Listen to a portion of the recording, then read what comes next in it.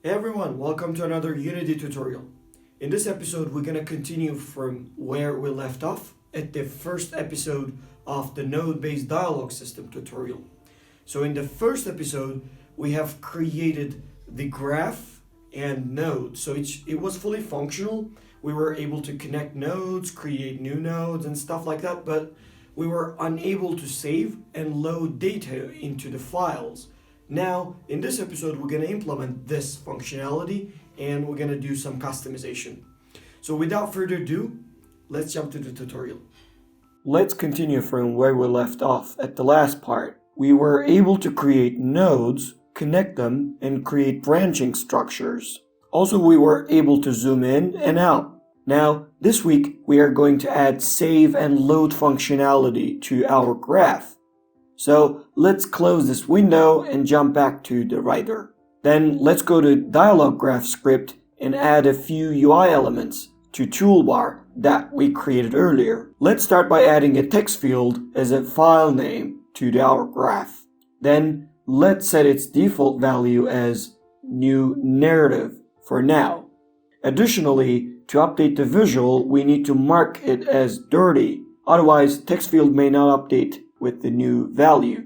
Now, we need to add a change callback listener to change the file name from UI.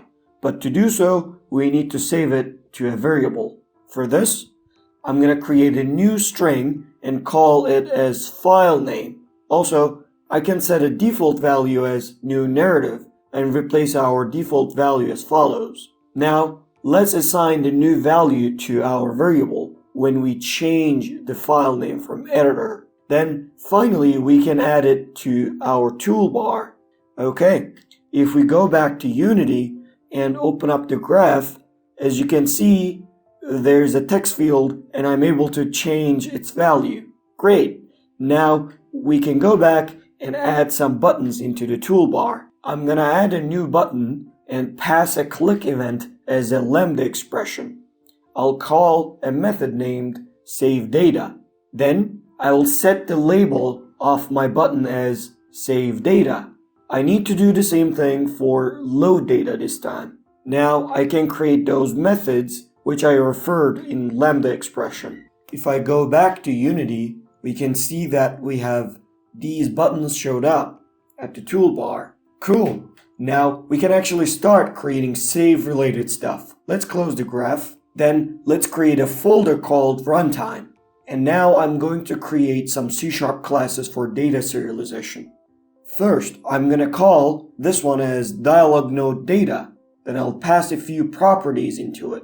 This class will hold every single node's data. So we need to save node GUID, then actual dialog text, and finally node's position in the graph. Then I'll mark this class with serializable attribute. Nice. Now I'm going to create another class called nodeLinkData. This class will hold data about connections between two nodes. So let's add a property as base node GUID. Second, we need to add the port name which connects those two nodes. Finally, we need to add the other node's GUID, which is the target node, and we will call it as target node GUID. Lastly, I'll mark this one as serializable as well. Now, I'll use those serialized classes in a scriptable object called dialog container. Let's open up the script, change its base class to scriptable object. And since we're going to hold all the node and the connection data into this object, I'm creating a list for both of those classes. And finally, I'll mark this class as serializable too. Cool. Now, to actually save and load the scriptable object, I'm going to create a class called GraphSaveUtility. Then I'll put that into the editor folder because we will use it only in the editor. Then let's open it up and start by creating a static method that returns a new instance of GraphSaveUtility. This will make our lives easier when we integrate this to our toolbar buttons. We're gonna need to get which graph view we're gonna save. So let's create a private property and pass the value in the static method. Then I'll create two methods as SaveGraph and LoadGraph. Obviously, they need to get file name as a parameter to save and load the file. Good. Now let's go back to our graph class and take a look at our save and load data methods. You know what? Actually, we don't need to separate those methods for our purpose. Instead, let's create a single method and pass a Boolean parameter to distinguish saving and loading between them. First of all, I want to check whether or not this file name is empty. If so, I'll show an error message and return the method. This way, nothing else will be executed. Then, I'm going to get a new instance of graph save utility for this graph view. Since we already have a local variable created for the graph view, we can just pass it as a parameter to this method. Alright, if we want to save the data, this if condition will call SaveGraph method in the graph save utility, and we'll call the load graph method if we want to load something. Now let's go back to Unity and take a look. Okay, as you can see, if I try to save with an empty field, it'll give me an error and doesn't save or load anything. Awesome. Now let's go back to save utility and implement the actual functionality. First, I want to cache the edge list as a variable.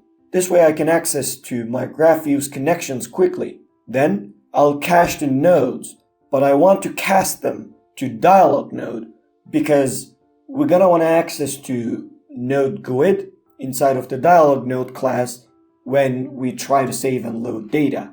Now we can go into the SaveGraph method and start saving some data.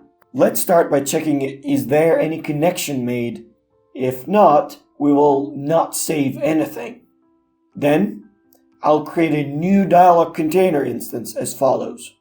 Okay, now let's get the ports that connected. Just to be clear, since every node's supposed to have a single input port regardless, we are only saving output choice ports. Which means if an output port is connected to an input port, we can count it as a valid connection. Alright, with that knowledge, I'll iterate over these connected ports, and at the inside of this loop, I'll get the output node and the input node of this connection. Since they can be casted to dialog node class, I can get their GUID and save the GUID as an identifier. Then I'll add a new element to my node links list, and I'll pass output node's GUID as base node GUID in the constructor. As the port name, I'll just get the output port's name instead of the input port, because input ports will always have the same name. Thus, we can identify ports with outputs. That means you can only have the same choice in your dialog node at once, which makes sense. Finally, I pass the input node's GUID as target node GUID. Okay, with that we are able to save connections between nodes. Now it's time to actually save the nodes. Let's create another for each loop, and this time I'll iterate over all the nodes except the entry point node, because entry point node will be in present regardless. At the inside of the loop, I'll add a new element to my dialog node data list and create a new instance. As you can see, this will hold all the individual node list inside. First and foremost, I'll pass GUID as this items GUID in the constructor. Next, I'll pass actual dialog text from our dialog node's dialog text property. Finally, I'm going to gather the position of this particular node. I can do that by getPosition.position variable. I need to get the position individually because getPosition method actually returns a rect rather than vector to position of the node. Then, using Unity's asset database class, we can save this scriptable object to our resources folder as follows. Now, let's go back to Unity and open up the graph and try to save. Oh, we're getting an error message that indicates there's no resources folder exists in our assets folder. So we can create the resources folder by hand or automate it through the code. This way, we don't have to create resources folder every time when we try to use the system in individual different projects. To do so, let's quickly go back to the code and check is there a resources folder exists in our assets folder? If not, let's create this folder. Then if I go back to Unity and add few nodes to my graph and try to save it, as you can see, a resources folder got created and we successfully saved our graph data into a scriptable object. Awesome! Now, it's time to load this data back to the graph. Let's go back to the writer and implement it. First, I want to cache our target dialog container. Then I will load the file from resources folder and assign it to our cached property. Next, we need to check that is this file really exists or not with a null check. Then we will show an error message and return. If the file is present, this return will not going to be executed because the file is there, which means we can proceed with few steps. First and foremost, we need to clear the existing graph because we can have our remnant nodes and connections from old graph. As the second step, we will generate nodes, and finally we will be able to connect those nodes which we created in this step 2. Okay, let's generate the first method quickly. I'll start by finding the entry point in the graph and change its GUID because we're gonna have the entry point right off the bat when we open up the graph. That's how we coded it in the first place, remember? So the first node link in our container will always be the entry point, since first thing that we going to connect will always be the entry point, right? Thus, I can get the first elements GUID and assign it to the entry points GUID.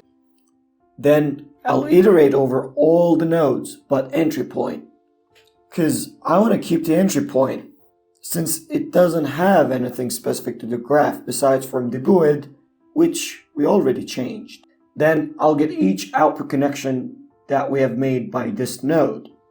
As I explained earlier, we only save output ports. So we can validate that with if a port is connected to another node's input port, there's a valid connection. Then I'll iterate over all those connections and remove them from the graph. After removing all the connections, we can finally remove the node from the graph. Now we can create our second method, which is creating new nodes that exists in our save file. I'll start by iterating over all the dialog node data in my cached scriptable object. In the loop, I'll simply call createDialogNode method from my GraphView class, and I'll pass the dialog text as the parameter. After creating a new node, we need to change its GUID to our saved node's GUID. Then we can add this node to the GraphView. Now it's time to create choice ports of this node. We can do that by accessing to the node links of our cached file and get port names which we saved earlier. So to determine is this port belong to current node, we make link query as follows. Then we will cast it into a list. Then now we can iterate into this list and add each of these ports to this node. But we have two problems. This add choice port method is private and doesn't get a port name from outside. Well, we can solve the first problem really easily. Let's convert this to a public method. For the second one, let's go to the method's definition and add an optional parameter as a second parameter to this method. Then I'll name this string parameter as overwritten port name and pass an empty string as the default value so that existing calls to this method will not be broken. Now, we need to use this parameter to display our port with the given port name. Okay, well, we're gonna make an empty check of this parameter, and if it is empty, we will call the port as choice, just like we have done earlier.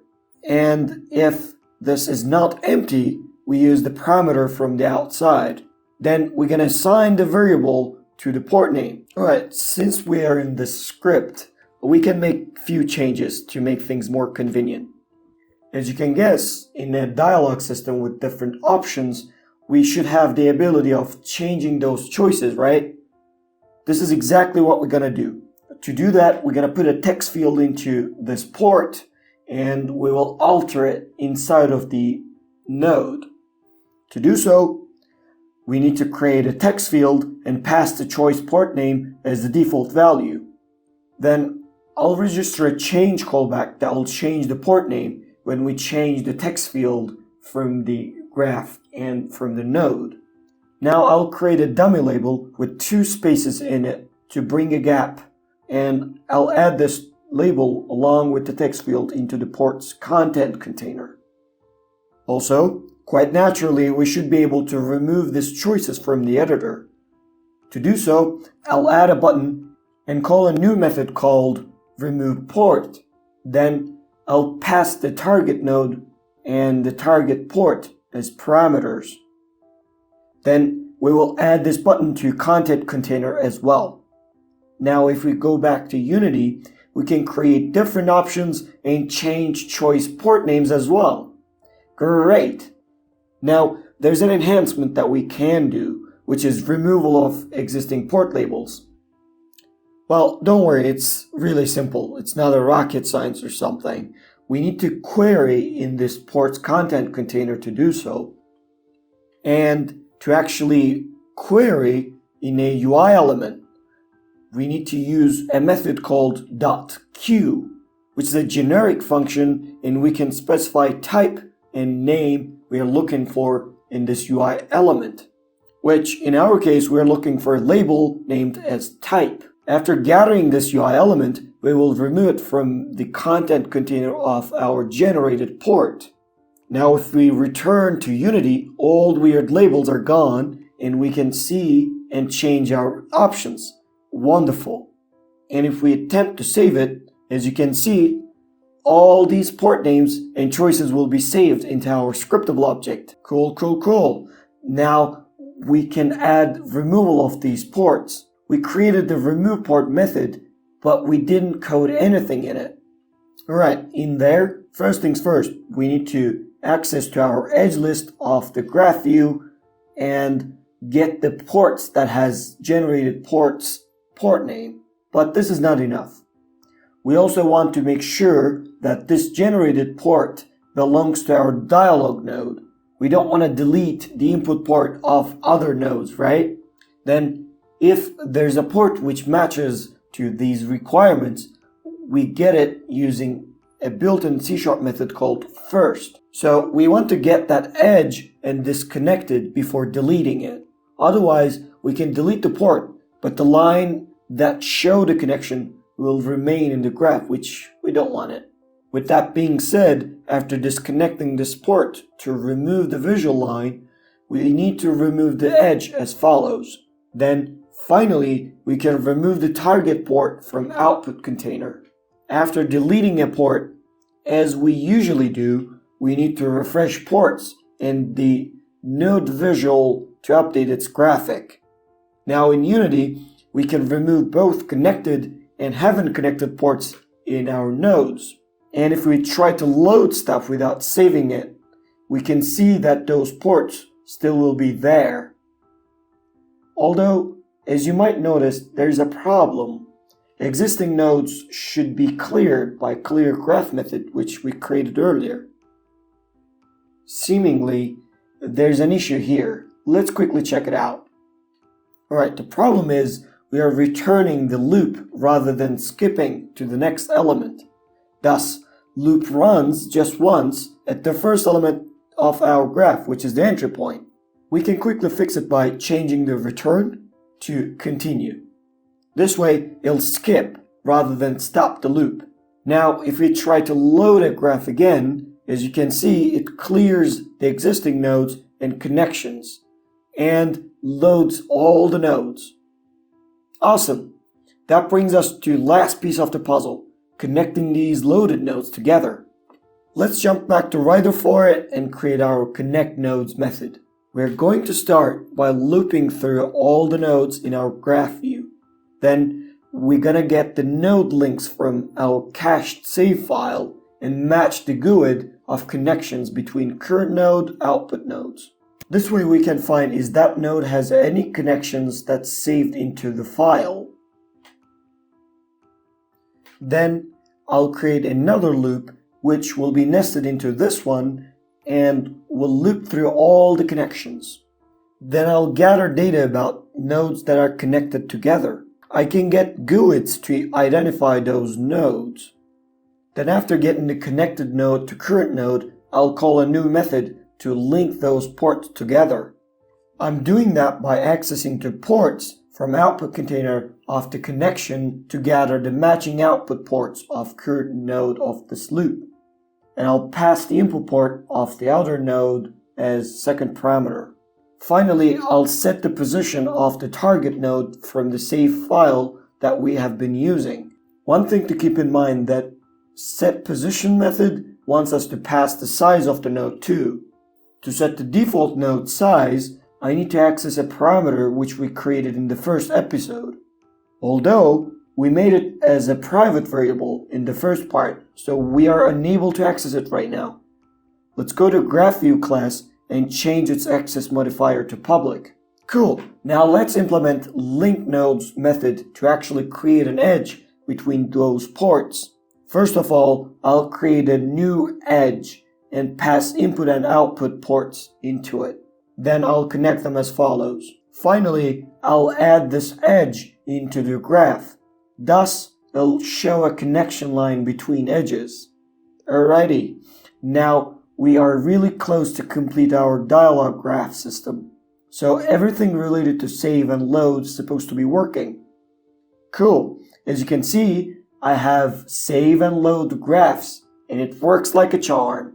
One thing that you might have been wondering is where the hell is the actual dialog text, which is a totally righteous demand. Luckily, it is really easy to add this dialog text field since all data is already being serialized in our earlier work. To do that, let's go into the GraphView script and find create dialog node method. While creating the nodes, we can also show dialog text field into them. Okay, let's simply add a text field and set its label as empty to reduce the clutter. Then register a new change callback. In that callback, we are going to assign the text field's new value to our dialog node's dialog text property. Also, I want to show the dialog text as the title of the dialog node, so I'll pass it into the title property as well. Now, let's pass the existing value of the dialog node and the default value without firing this change callback using setValueWithoutNotify method. This way, the callback which we have created will not be triggered and the value will be set. Finally, I want to add this text field into the main container of the dialog node, which is the bottom of the node at the current state. So as you can see, now I can change the dialog text. Also note that this value is being saved and loaded. We have a fully functional dialog graph now, but we can do better for sure. Let's make some visual enhancements quickly. Let's add a new USS file into the resources folder, just like we have done in the first part, and call it as node this time. We can change the title color of the node this way. Let's open it up and use following USS preprocessor as follows. But if we open up the graph, we can't see anything because we haven't binded this style sheet to our node. To do so, let's go back to create dialog node method and add our node USS file to style sheets as follows. Now, as you can see, we have green titles in our nodes. One enhancement we can do is making this entry point node as not deletable and immovable. We can simply do that with going into the entry point creation method and change node's capabilities using bitwise operators and enums as follows. So if that makes you confused, only thing that you need to know is to remove something, we use this syntax with a flagged enum. Now, back in the graph, as you can see, we can't move or delete the entry point node, which is quite appropriate since we need it to save and load the graph. Cool. As a final touch, let's add a minimap into our graph. Don't worry, Unity provides it by default, which is super easy to use. Let's go to dialog graph class and add on enable method, let's create a new method called generate minimap. Then I'll create this minimap method and get a new minimap instance as follows. As I said, this minimap class is coming from Unity's embedded GraphView API, which makes things super simple and efficient. Now I'll pass a parameter into it called anchored and set it's true. This way, Minimap will not float around when you click on it and stay anchored into the position that we set. Talking about the position, let's quickly set its position and size with following values. Finally, let's add this to our graph view. Good. Now let's go back to Unity, and as you can see, we have a minimap. Cool part of it is it's fully functional. You can see I can click on it and it'll take me to that node that I'm clicking. Well, that looks really nice to me. Finally, we are able to zoom in, zoom out, connect nodes, add branches, save and load them from files. This is all the stuff we're going to do in this episode. In the next episode, we're going to make some optimizations, a little more stylization. Then we're going to add a search bar to add nodes, and we will implement the graph into runtime gameplay. Alright, that's all for this episode. I hope you like it. In the next episode, as I mentioned earlier in the video, we're going to make further improvements. We're going to make it run in the actual gameplay, and we're going to do some customizations. So if you want to be notified as soon as that video is up, I recommend you to be a subscriber to my channel. That would be really, really helpful for me. And if you like this video, you can press the like button. And if you want to see more videos like that, you can, as I said, subscribe to my channel and share this video with your friends, in your Discord groups, wherever you want to. And additionally, you can find the entire project so far in my personal GitHub repo, which I will add it to the description box as a link below. So you can check that out as well. I guess that's all for this episode, and I will see you in the next one.